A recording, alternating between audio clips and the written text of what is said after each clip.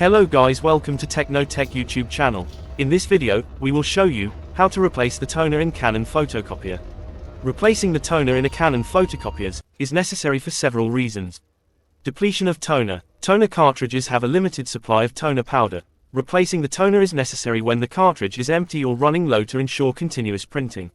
Maintaining print quality. As the toner depletes, print quality can diminish. Regular toner replacement helps maintain consistent and high-quality prints without issues such as fading, streaks, or uneven distribution of toner. Preventing damage to printer components. Continuing to use a printer with an empty or near-empty toner cartridge can lead to damage to critical components like the drum or fuser.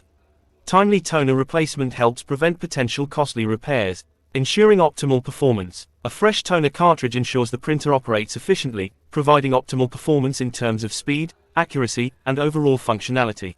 Avoiding print defects. Old or depleted toner cartridges may result in print defects such as smudging, ghosting, or faded prints.